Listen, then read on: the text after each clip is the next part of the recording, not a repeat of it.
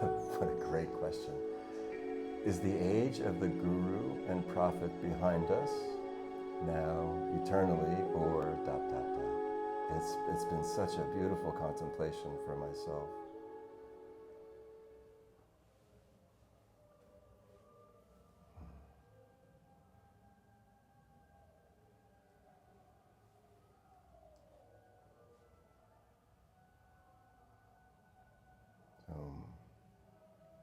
The first way, I think, to address this, before anything, is I have no idea. However, there are some things that I can say that might help your own inquiry into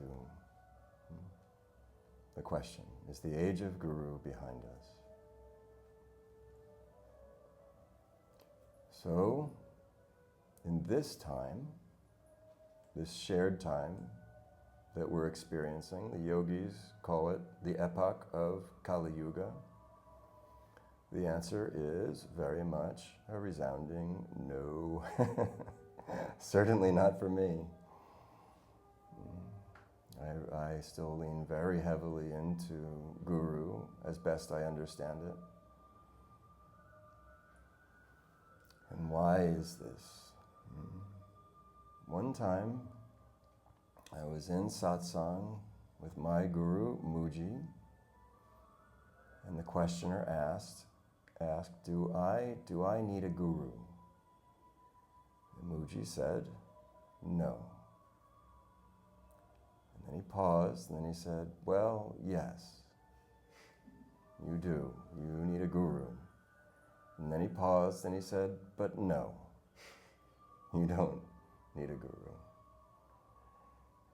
And again he said, and yes. So, anytime we come into contact with spiritual truisms, we're going to be in paradox. So, with the question, Ramana Maharshi, for example, would say, who's asking? And almost certainly the one is asking, the answer would be yes. And why is that? Because Guru also doesn't have a wonderful reputation in the world. Better probably in Sattva Yuga than Kali Yuga. But why is it that one would need a Guru?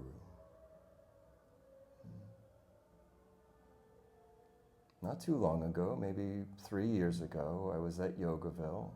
Probably most of you have heard this story. And I came to a lunch table and people were talking about how one should never have a Guru, one should never prostrate to a Guru. And it was a really great conversation. I sat and listened. And it was fun too, because Satchidananda Ashram Yogaville is a Guru ashram. And these were a group of us all living at a Guru ashram saying, so, you know, it's fine. Of course, everybody's welcome and the opinions are welcome,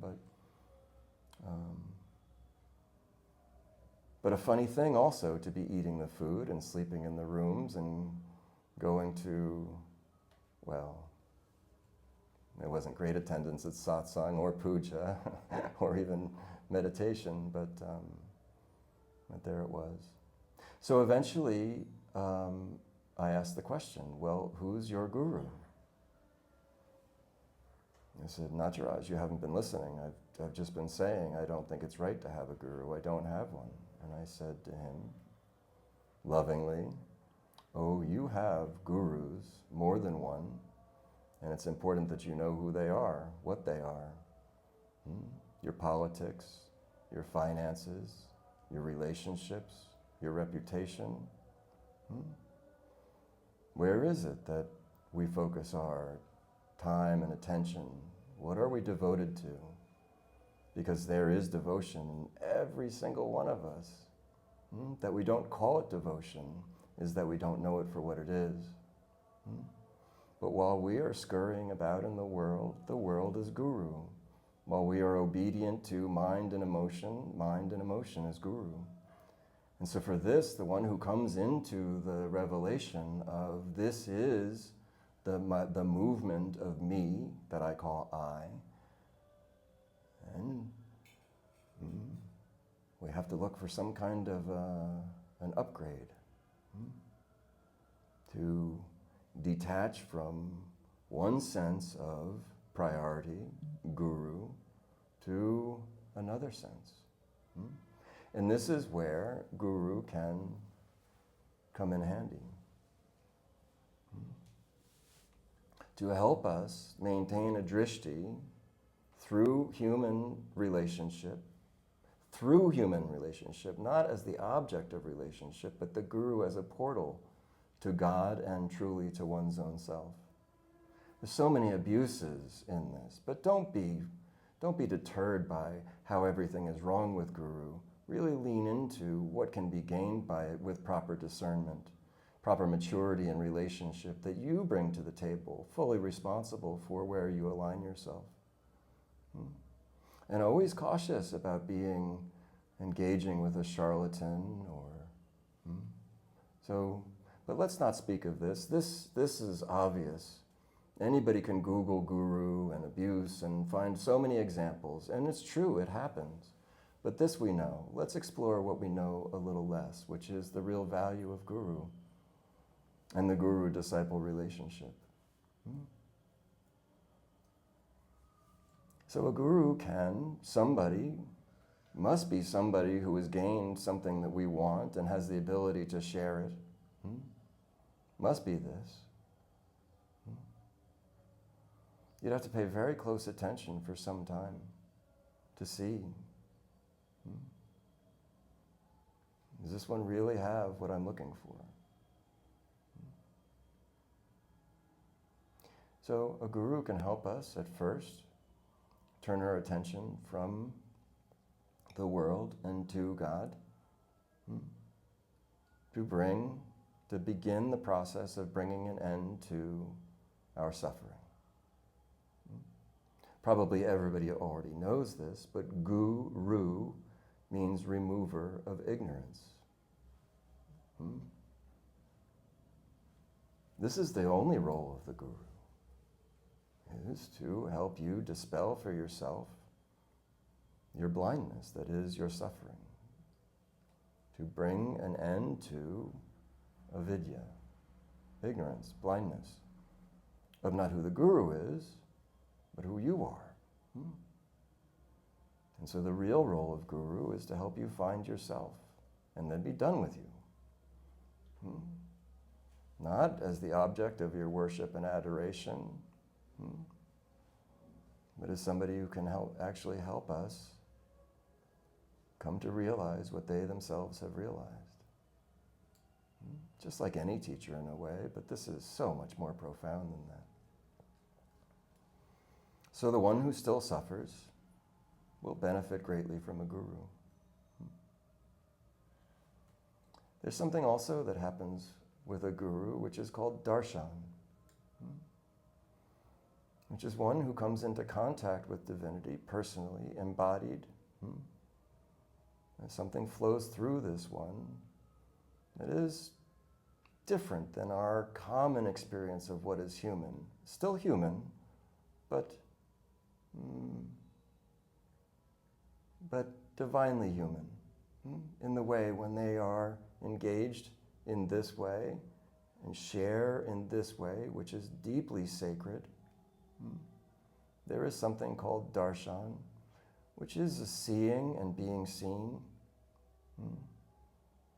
It's a bit of a marinade where we tenderize, or a vine on which a fruit ripens,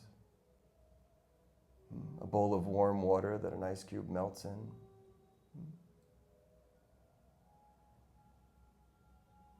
So this is just in the presence of another in a body, who has their drishti on God. This has a viral effect. And to be around this one who is contagious, we are likely to catch it.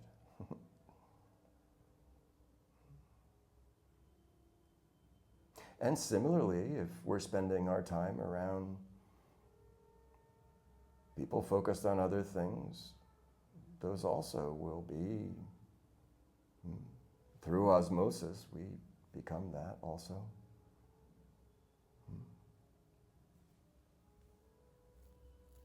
Another good reason for guru is on the solo path, which is a legitimate path, sitting alone in meditation, seeing for your own self. This is completely available. It's a bit perilous, but it's doable. And here one must navigate keeping, I guess we would say, grounded. In spiritual revolution, there can be a lot of mania, which is co-opted by the egoic or the psychology of the seeker. Very easy to get lost in delusion, a sense of having arrived at some completion of spiritual path. Delusion is a real risk in the solo journey. And so having a relationship with a spiritual teacher, especially a guru or realized being, very beneficial to keep you from moving too far off of what truly is a razor's edge. Attractions and aversions, which are the cause of suffering, are off-center, each one. Aversion, attraction, you see? So a guru can help balance us, like the pole that one uses when walking a tightrope. It's also said in Upanishads that guru is like a life raft in a stormy sea, a refuge. That the stability of this one can help us attune to our own stability, to finding our own balance. We all know what it's like to be in chaos and how disturbing it can be. Guru is the opposite of this. Provides a gravitas, an anchor, a centeredness, a peace, just to be in their presence. Have you felt it with somebody? This is why I wanted to be with Mooji, in large part, you see?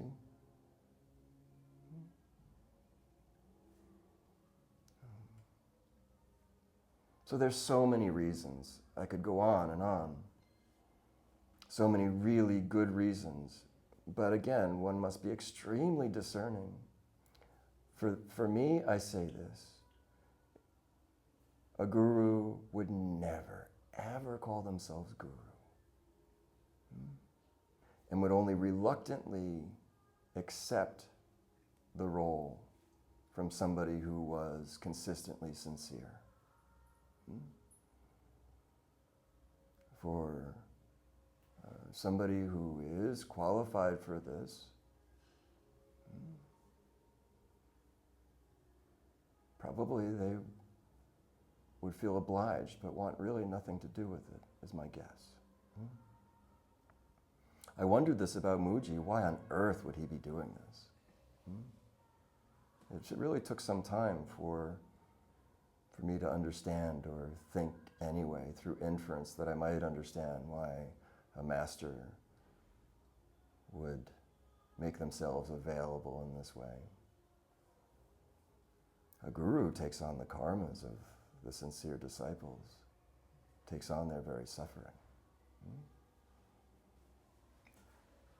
So, another thing I think for my own self is be very careful of a guru who asks for something of you for their own personal use. You should run from this one.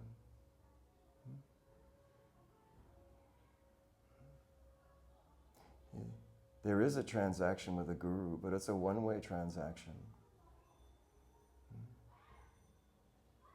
And it's also true that when we engage with guru, if we don't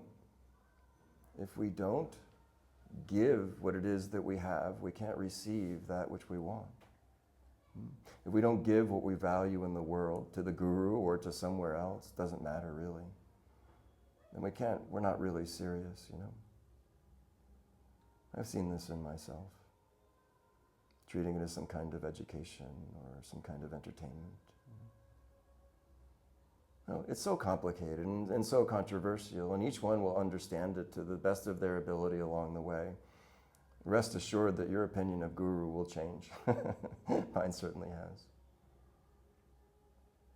Now, the other side. A guru is absolutely not necessary. Certainly to the one where the question no longer arises. In Guru Gita it says, the holy scriptures serve but to adorn the feet of the Satguru. Something like this, paraphrasing. Meaning, beautiful, but serves no purpose to that one.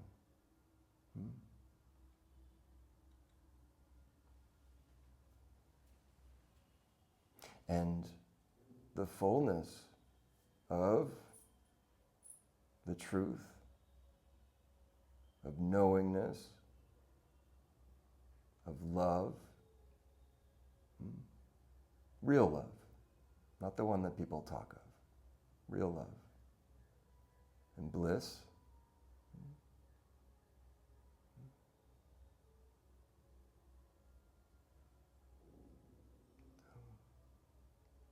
So when one comes into that of their own, which is possible to do, sitting still, on your couch, under a tree, in a cave, from this stillness you will see, when the heart empties of its, how do I say,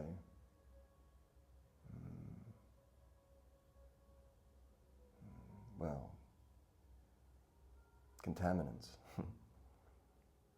When the mind is free of negative thinking, when it's free of I'm right, then this one is Guru.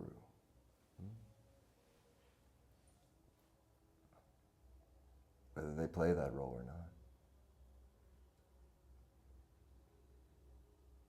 And through sincere, persistent, inward looking, one can find. But still there's Guru, just not in a body.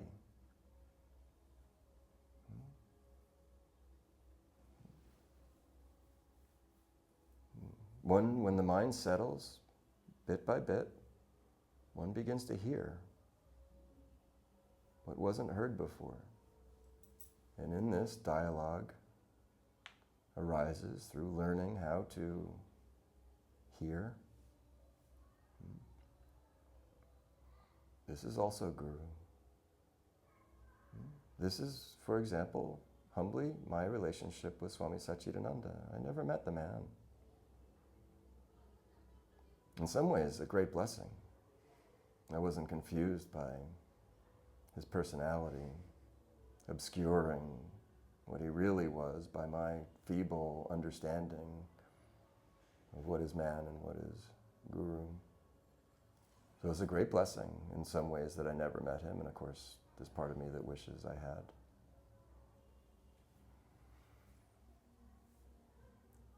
So much more to explore on this, but Guru takes on an unmanifest and is a very real relationship in dialogue, constant, eventually a constant dialogue. And I won't explore too much of this either, but the world is Guru, very much so. And each one eventually will come to the place where we behold divinity in all its names and forms. And the world is guru, and things overheard, experiences had, struggles and pleasantries, all of these things are the grace of God, world as guru. And then there is the question, and I don't know, but it's worth a serious inquiry. Isn't it always the time that the time of guru is behind us? Isn't that dimension and that time always simultaneously existent with whatever time and space you perceive yourself to be in right now? Is Kali Yuga a vibration? I don't know. But you see, what I do know is that Jesus says, the kingdom of heaven is at hand.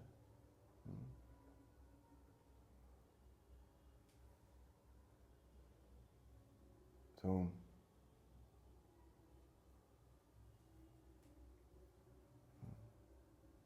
I think these are good questions, and really questions that we must be in self-inquiry about.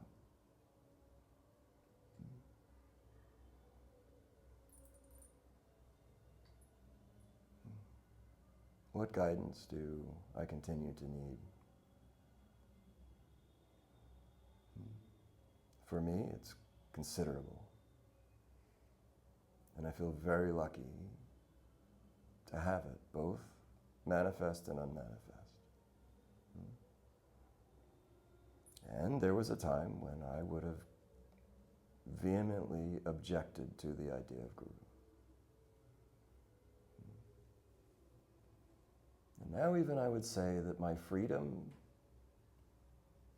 what proportional freedom I have, is in direct relationship to my obedience, to what I call guru, which is manifest as world, manifest as you all, truly. This is not some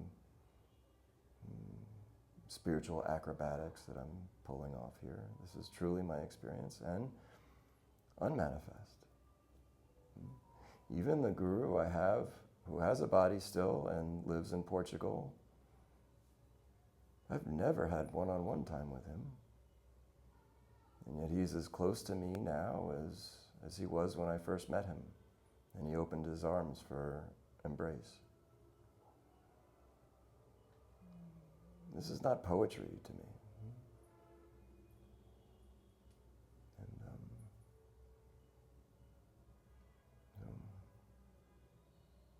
I don't know, some other questions or some other thoughts on guru?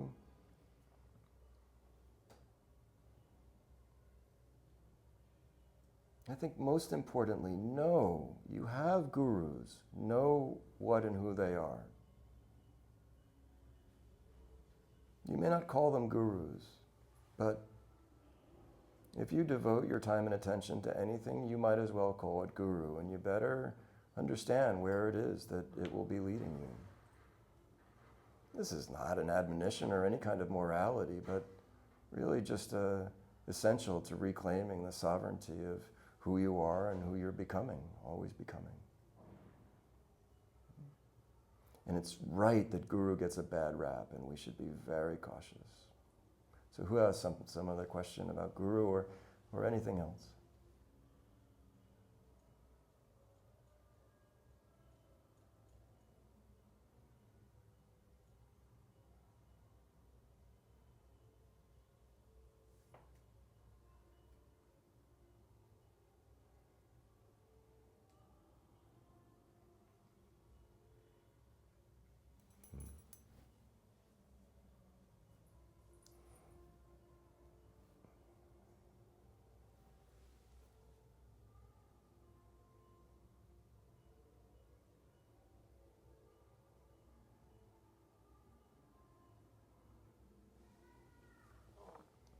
What of the doubt that comes with discernment?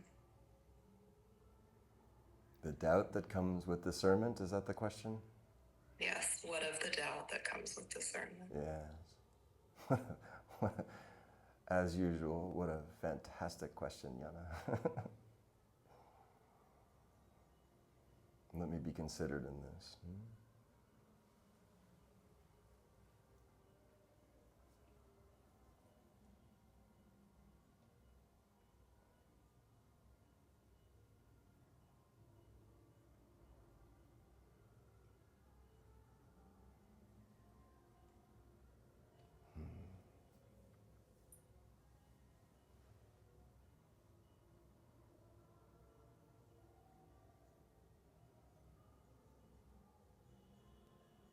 Where there is no doubt.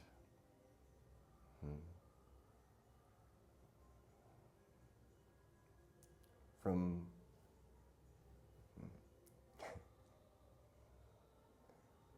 where there is no doubt, there is no need for Guru.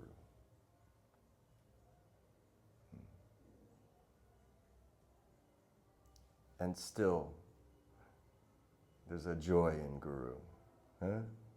And in that way, a need for Guru. Doubt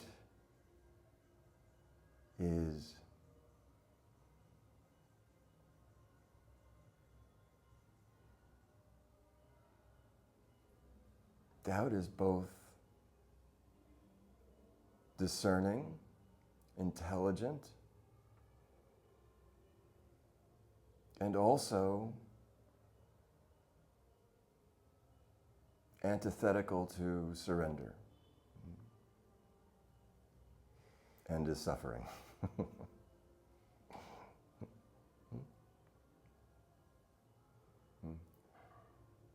There is no doubt, I have no doubt, that doubt is healthy for a time. We navigate the world with a sense of subject navigating objects. And these objects are also subjects from where they're looking. And we all have our strategies.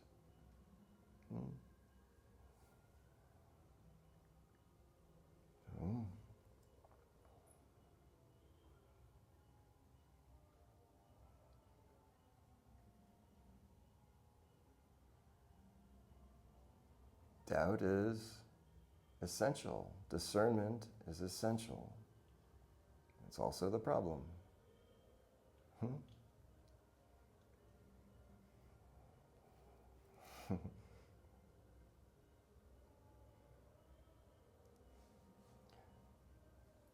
When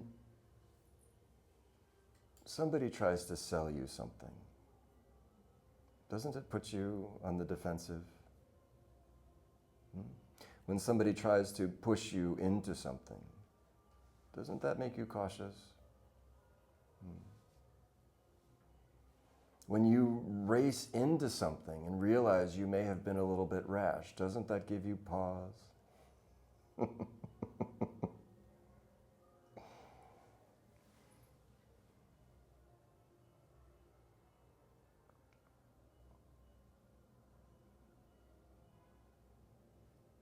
What to say? You must be true to yourself and also realize that that same sense of self is the very thing that you are trying to surrender to God so that you can be happy finally. But what else to do but be who you are? So if you're doubting, fully doubt. And if you're suffering, fully suffer, honestly. As elegantly, please, as possible for the rest of us. As maturely as possible for yourself and for the rest of us. We love so much to share it. Don't pretend you're not doubting. This won't help.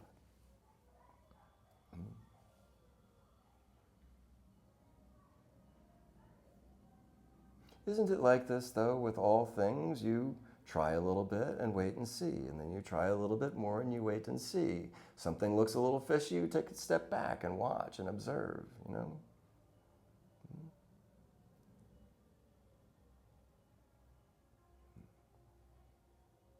what most of us don't realize, and this is really important to come to know, is that the you that's observing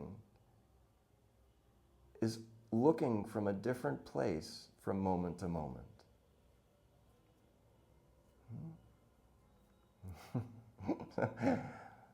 Makes it very difficult to be objective. Because yesterday's mind is so frequently will take over, and everything looks like it looked yesterday. So many people were here in Mayapur on retreat, and then they're making their way back to their worlds.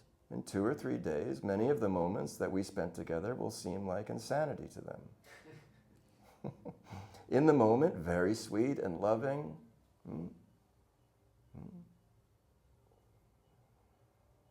And then, the sort of, the old ways kind of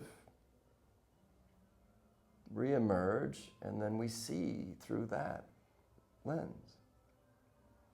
This happens to me all the time. This is how I know it.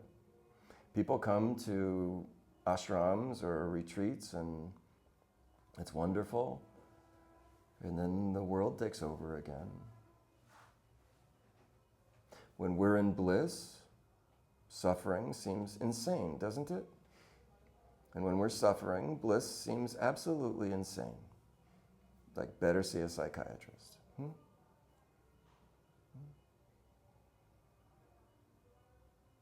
And so doubt is the natural outcome of this shifting. We don't see this. We are changing as much as the world. But there is this sense, somehow there's this sense of continuity. There's a sense of even a stability in the I, which is just a me. It isn't stable at all, in fact. And also, the world is changing. And so you may find something that first seemed good and then isn't good. And what are you to do but to back off? And maybe never re-engage. That's okay. You have to be true to yourself.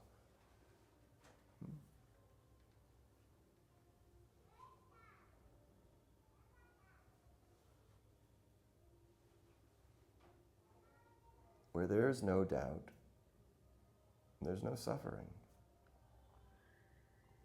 And it's essential to be honest with our doubts along the way.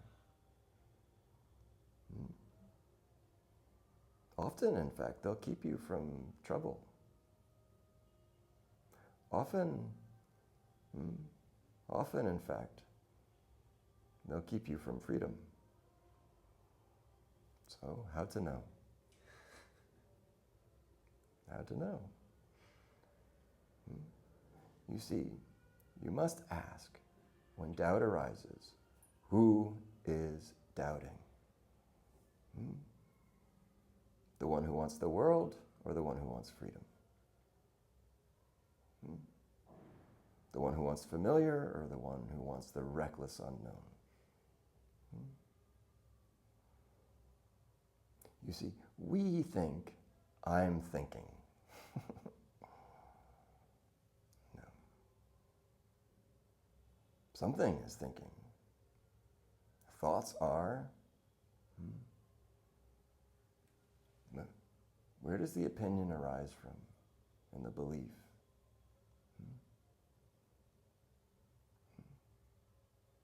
Track it down, sleuth it out. Take the time, sleuth it out. Who's doubting and why? What's at stake?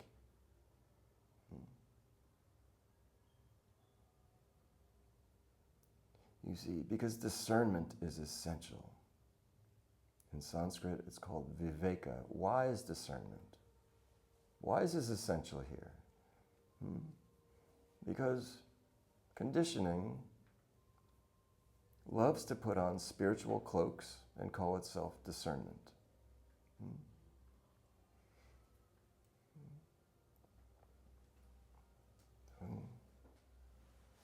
We have to We have to learn how to see, where am I perceiving from? What's at stake for me?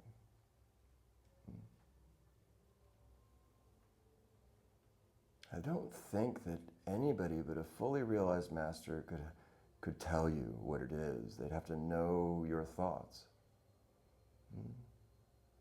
I haven't had any experience with a guru like this myself. So I think really it's up to you.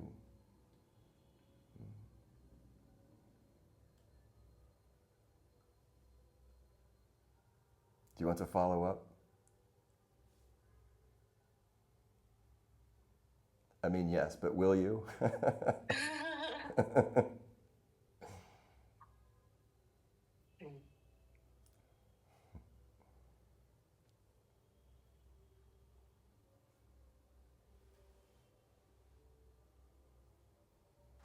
There's certainly been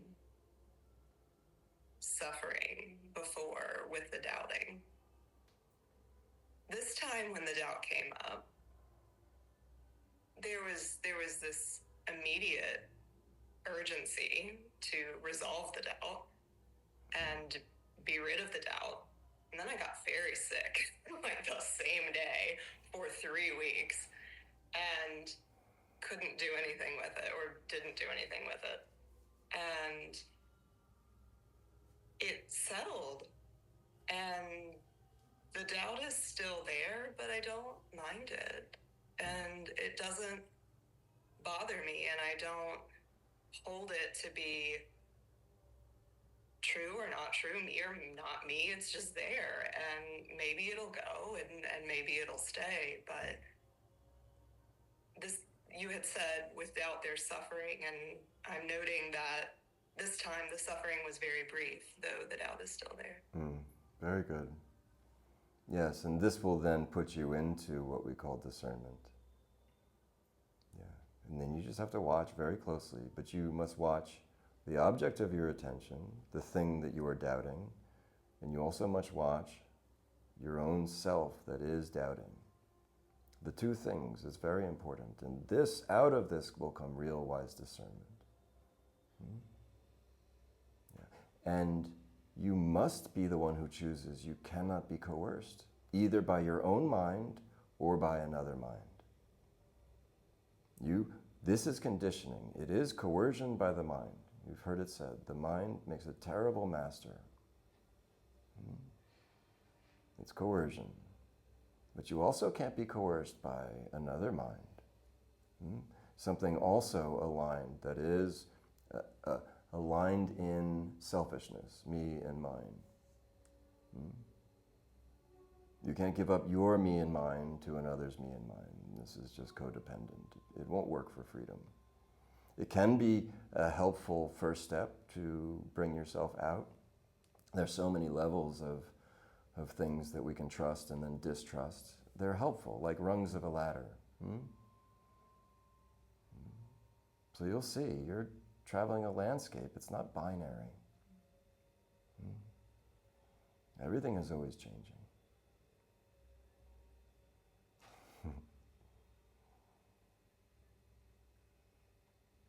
But when we can recognize all of the functions of mind and emotion and not be so pulled by them, this is very important. This is the very beginning of spiritual maturity, I'll say.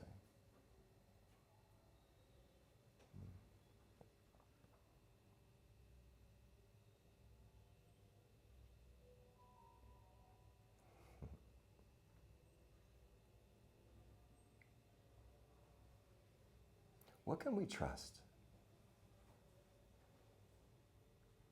What do we want to trust? What is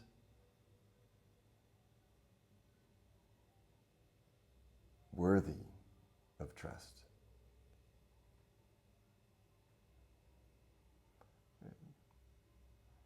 No cynicism, no condemnation necessary, just very pragmatic.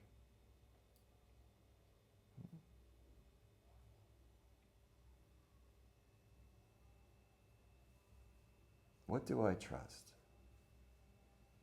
whether I should or shouldn't, not even without that evaluation. What is it that I'm currently trusting? Is it actually trustworthy?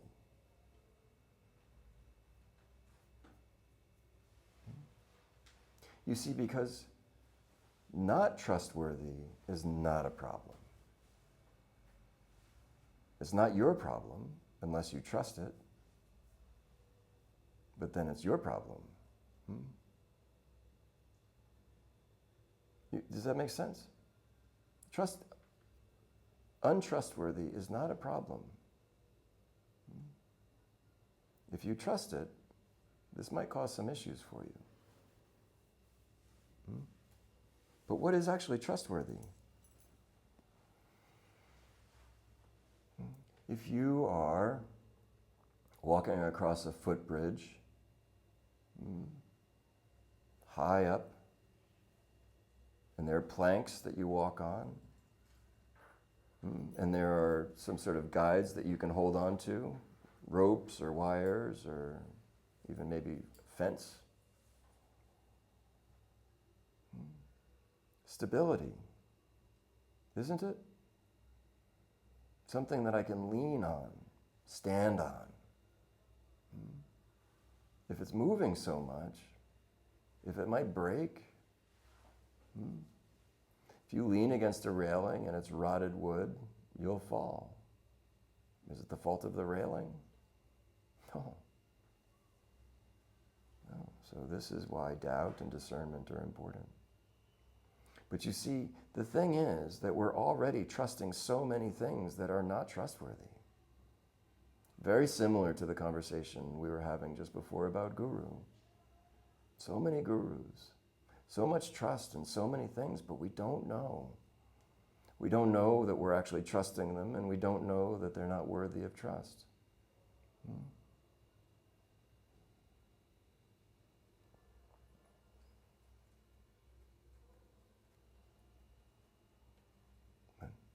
We could say that what is trustworthy is relatively unmoving, stable.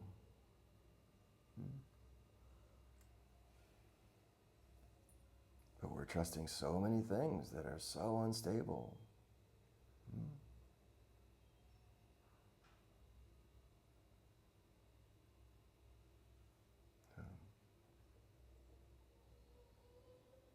And then we get we feel hurt. I feel like I can't trust you anymore, we say when we're offended.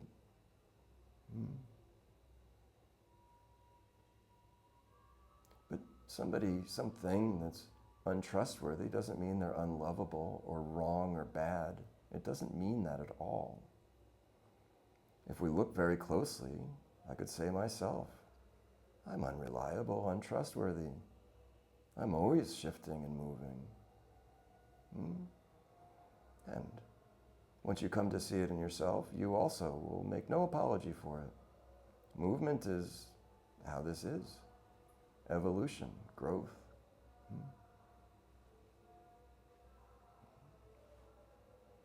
If we look at it carefully, we'll see everybody around us is always making so many mistakes. And if we look carefully, we'll see I myself am making so many mistakes.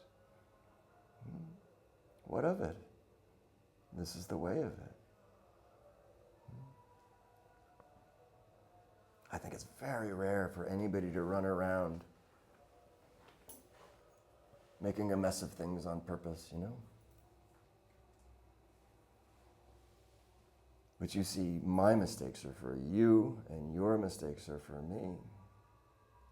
This is how the world is guru.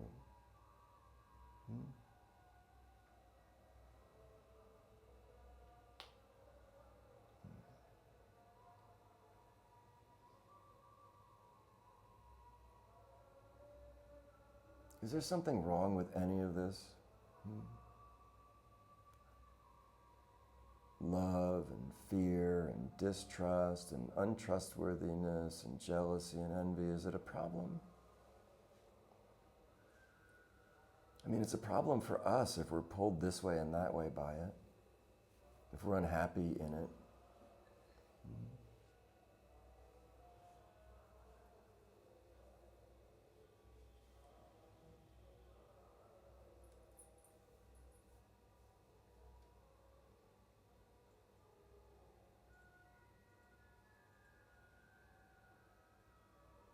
There seems to be, it's so interesting. I was thinking about this recently. There's a higher standard for this spiritual seeker, and a higher standard that the spiritual seeker imposes on the spiritual world.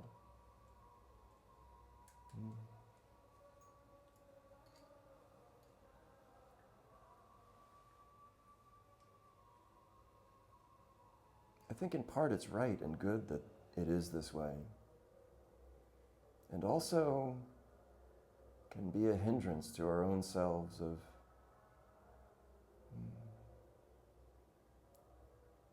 well, it's like this. I remember within a few months of being at an ashram the first time, I noticed that most people were focused on other people's sadhana. Busy evaluating who's doing it right and who's doing it wrong,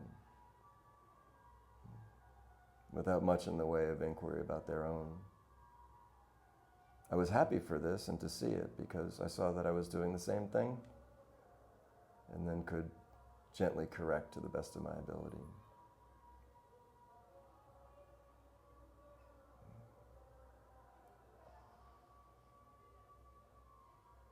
Okay. It takes effort to be still. Yeah. We have another question in the chat. Please, yeah. From Christian, who apologizes he's not able to be on camera right now. I'm happy you're here anyway. Says, does one have to agree with the guru in everything in order for transmission to take place? Beautiful question. Well, I shared with you that my sense of freedom, I think, is directly proportional to my sense of obedience. But this is happens over time, paying very close attention. I can still think of moments where I knew it was Guru guiding me, and I didn't follow the guidance. And I can think of so many times when I thought it was Guru guiding me, and it was my conditioning.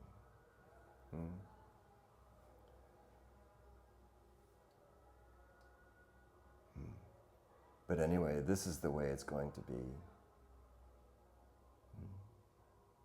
And how many of us anyway, if we actually have a guru who will tell us exactly what to do, because they know, they see, they know us better than we know ourselves. This is a thing, by the way. Maybe it's mystical to us, but it's not so very mystical, actually. In fact, we even know this in sort of common relationships. It's much easier to help somebody else than it is to help ourselves because we see them more clearly, more, we say, objectively. Different use of the term. If one finds a true guru, and soon they will come to see, if they're paying very close attention, that to not follow the instruction and guidance is foolish. But you have to come to know this yourself. And nobody that would insist that you do would be establishing that trust. And so whoever would ask it,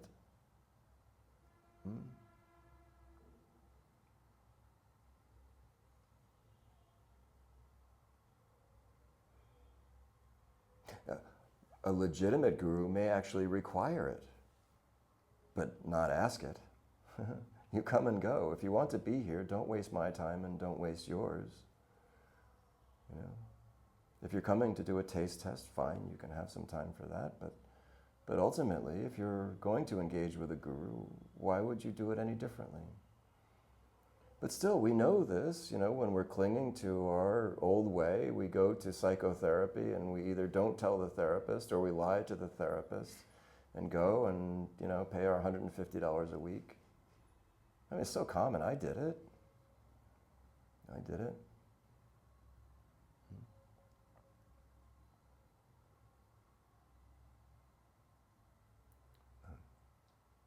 There has to be this trust established in paying attention when we're obedient and when we're disobedient.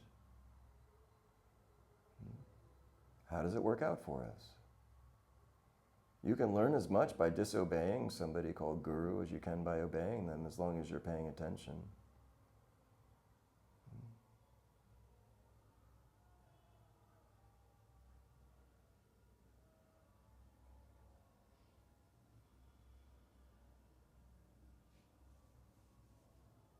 Haven't you ever wanted this? Just, oh God, please, just tell me what to do.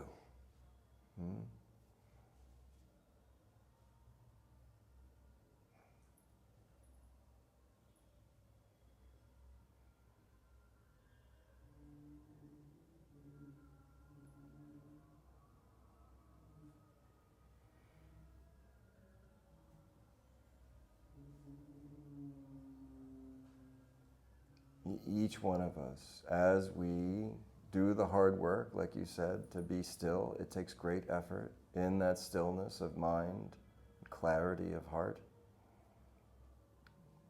The awareness of a very real dialogue opens up. In the Gospel of Thomas, it says, "He who has the ear that hears had better listen."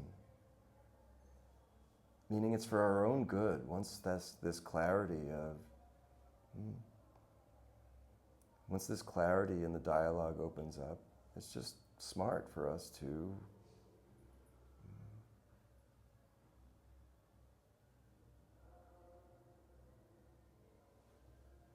and here still, of course, doubt and discernment are essential.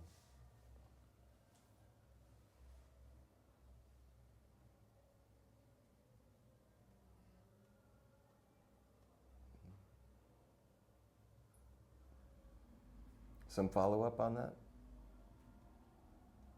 I feel like there's something more that wants to be asked about this question. Christian, is that right?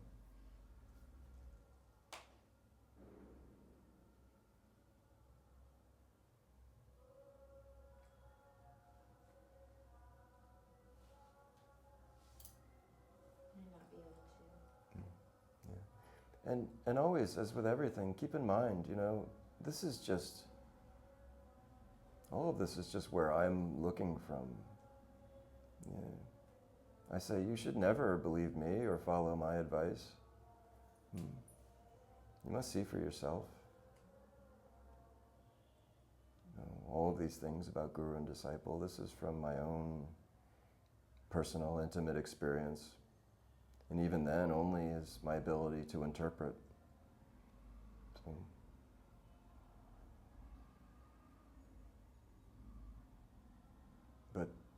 but understand, I have nothing to sell or promote.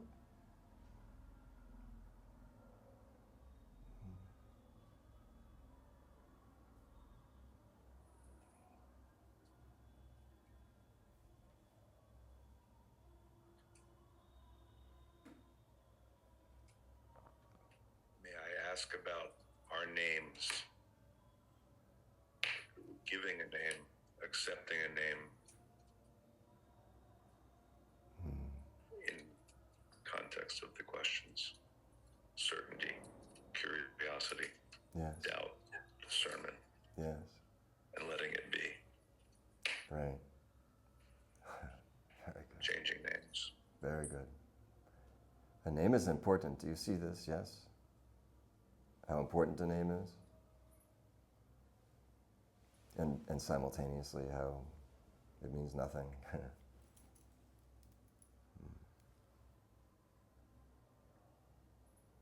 There's something I won't pretend to understand, but I do know that there is a siddhi, a mystical power to be able to initiate a seeker into a spiritual name. And masters can pass this siddhi, this power, onto their initiates. And through this Guru Parampara is passed on. And it's very important. And to be in line with this is to quicken the pace of your progress toward, in the lineage of initiates. There's something different in initiation, and this is, I would call anointment. And this anointing is direct. And they're not mutually exclusive, anointment and initiation. There's a big risk in all of this, which is delusion. Delusion of the initiator and the delusion of the initiate. And so to a large degree, this is why this doubt and discernment is so important.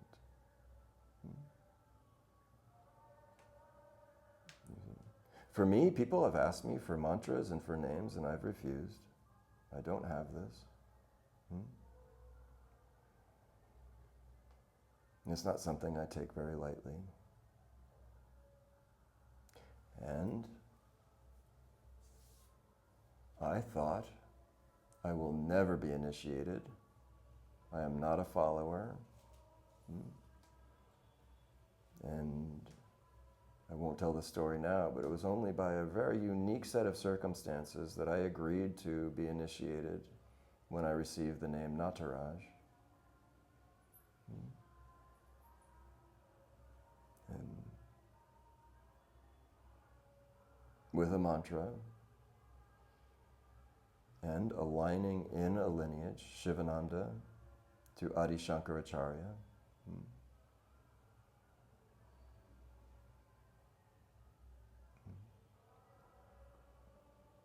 The benefits have been so profound. I can't say, but I'll share that much. And there was no way I was ever going to do it.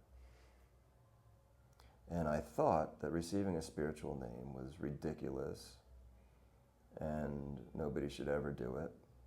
And there is some risk in it, of course, because of this delusion, and it can embolden the ego, but can also be the very thing that helps us detach from the conditioned identities that keep us in suffering.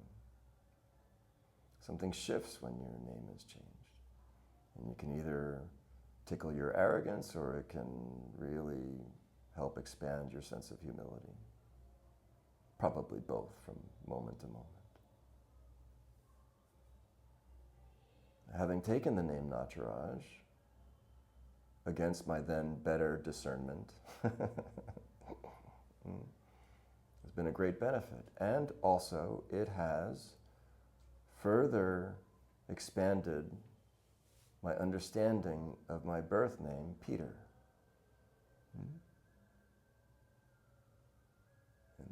And these two are not at odds with each other.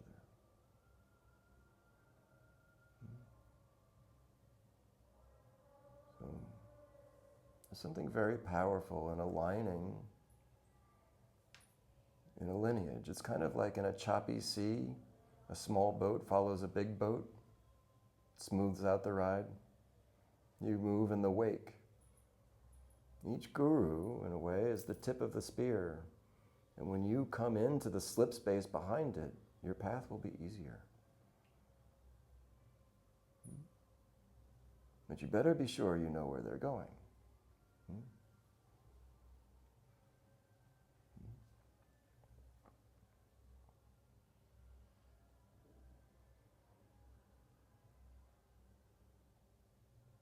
It's an interesting thing, actually. When I came from the business world into the spiritual world, I remember one of my first thoughts was the spiritual world is like a pit of vipers. I thought business was actually more honest.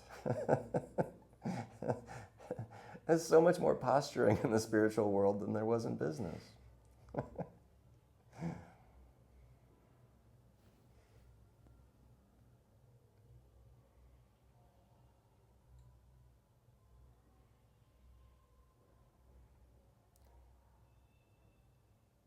Submitting to a guru, taking a spiritual name,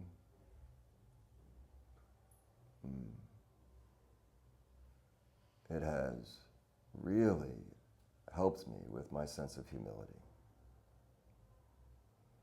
There's this great story of Swami Vishnu Devananda, still before he's a Swami. In fact, he just took leave from the army base in India to go visit Swami Shivananda. Boldly going nowhere, So he takes leave from, the comment in the chat was boldly going nowhere. I like that. So Swami Vishnu, I don't know what his name was before he was a Swami, but he comes to the Divine Life Society, the ashram of Swami Shivananda in Rishikesh, and he sees that people are bowing, pranaming to this man, Swami Shivananda. And he didn't want to do it. So he hides sort of behind, around the corner. And the story goes that Swami Shivananda comes around, turns around, and bows in full prostration to this man on weekend leave from the army base, to show him, to demonstrate as a teaching the power of humility. The one who can do this is already free. In Guru Gita it says, Ranjani Ma, help me, it says, prostrate to the Guru without hesitation? Hesitation? Without hesitation. In all humility. In all humility. Thank you. You see, this is both the path of surrender, bowing to another, and then eventually one will come to see that where could you not bow? Where could you turn where there isn't God?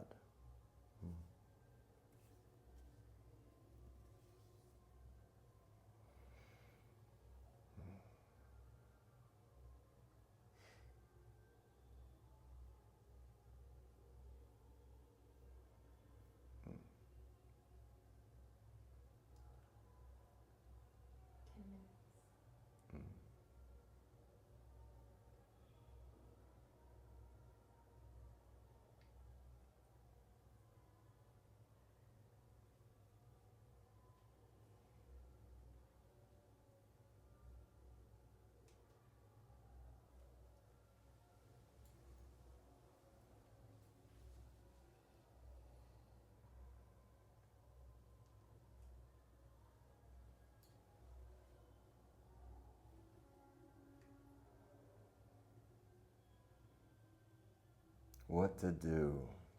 To Guru or not to Guru?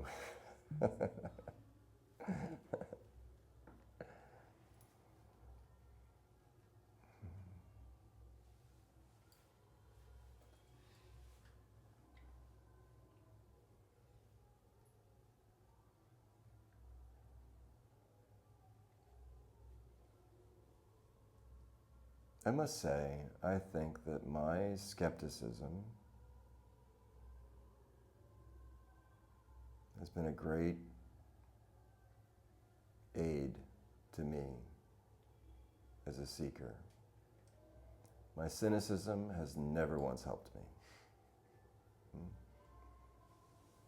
Can you see the difference? My cynicism is always wanting to masquerade as discernment. You see, mostly we that call ourselves spiritual seekers want to keep everything of the world and gain everything of the Spirit.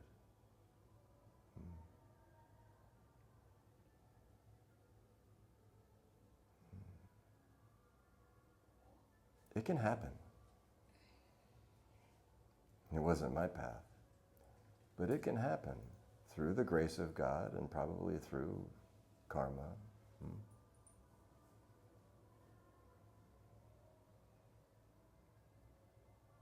Many people can be free while they also enjoy wealth and reputation.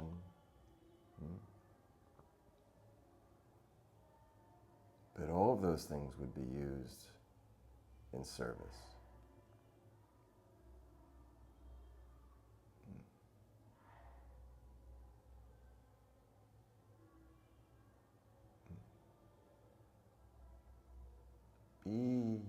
discerning about discernment. Pick at it a little bit and see.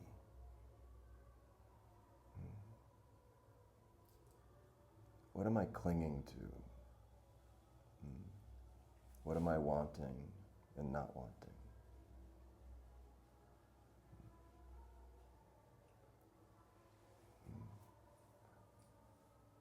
We learn spiritual words, which is good.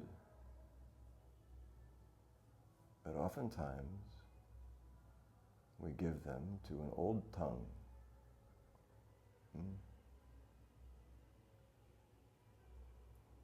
This is normal. We could say that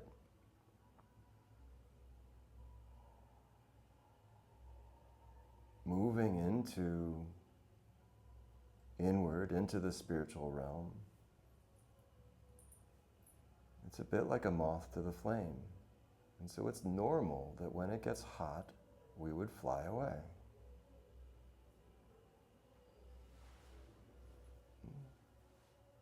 It's normal.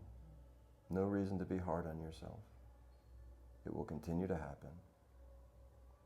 It's not a problem. But there is a point where we go too far away, back into the old.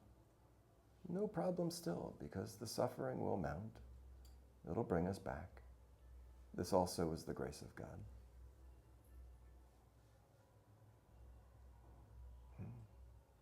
I myself,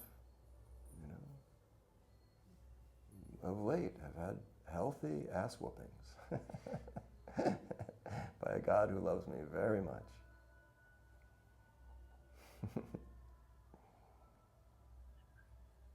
Babaji loves to say to Sadhgurus when they have been asking repeatedly the same question, they're struggling with it, it may be years.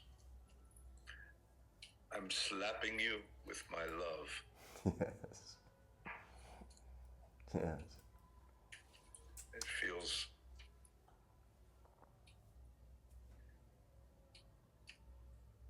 on the question of guru, messiah, or prophet,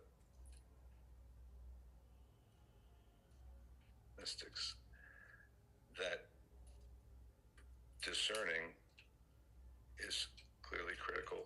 Doubt, at times, all of them. But ultimately, if you're denying an ease when you, and I don't mean try on the Messiah for saving others, I mean saving yourself.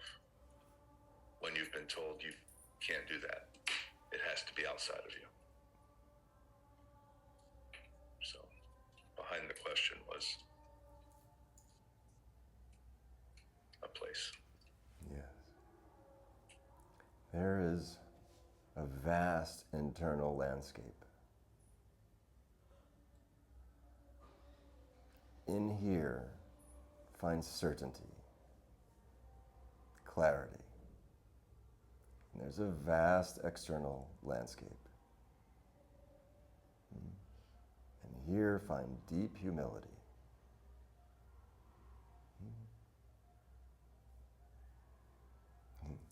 Of course, you'll also find deep humility in the inner landscape as well.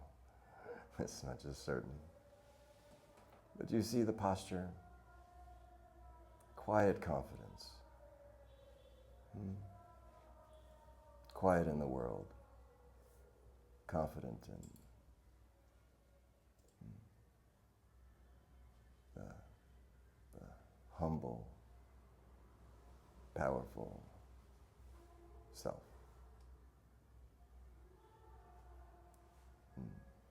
This one wouldn't speak it.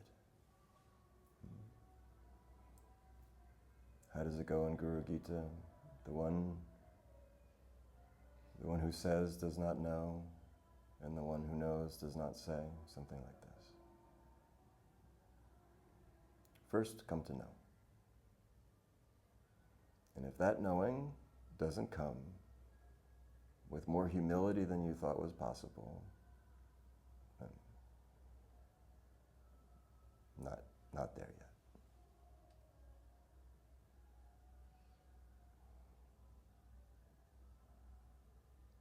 Maybe not there ever, I don't know.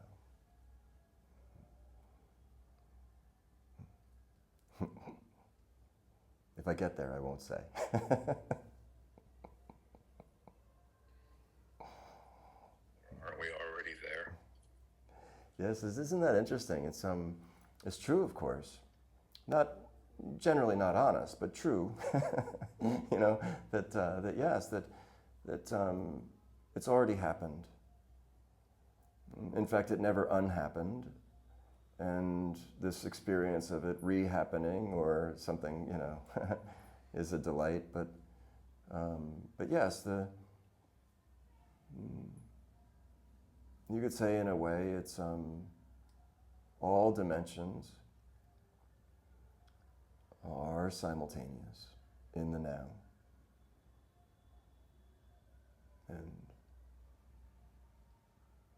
And even the seeking and the journeying, even the involution itself is, you're already there. But this absolutely must be honest, direct experience. It can't be something learned and regurgitated. There's no cleverness in it, you know. But it's true, and it's important that we know it's true. It's very important we know it's true. Even the one who can arrive at this truth by inference, meaning having paid very close attention to all the previous experiences, what works, what doesn't work, project it out, understanding through the intellect, through inference, this is also already something very profound. And in that understanding, that inferred understanding of truth, now you must align your speech and your behavior to that. Act as if.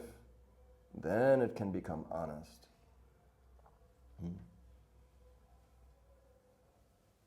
In Sanskrit, this is called nidhyasana.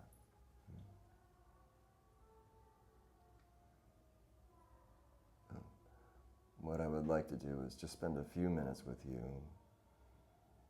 without talking. I'm so happy to see you and to be connected with you. So I want to keep quiet and really enjoy this for a few minutes, if you'll be with me.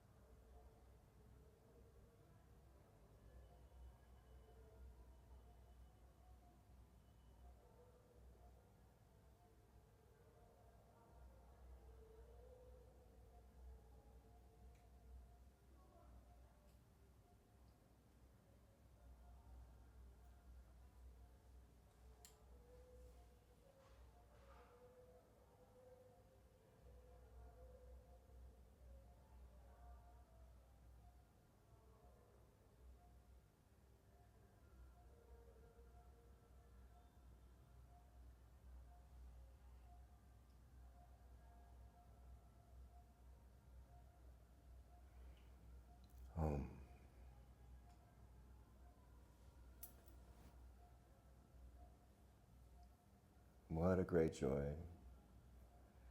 to be with you in Satsang. I'm so grateful you would invite me in this morning. Truly. I feel like it's such a blessing for me, this. And I'm grateful for it. And as of today, I am not as busy as I have been over the last month. So I invite you all to connect in the way that you might like to. I love you so very much. hope you hear the truth, the sincerity of that.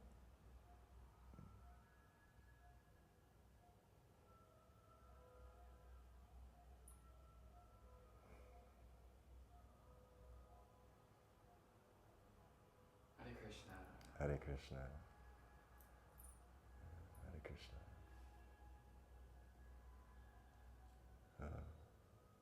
This is how we do it in Mayapur. Hare Krishna, Krishna Krishna, Hare Hare, Hare Rama, Rama Rama, Hare Hare, Hare Krishna, Krishna Krishna, Hare Hare, Hare Rama, Rama Rama, Hare Hare, Hare Krishna, Krishna Krishna, Hare Hare, Hare Rama, Rama Rama.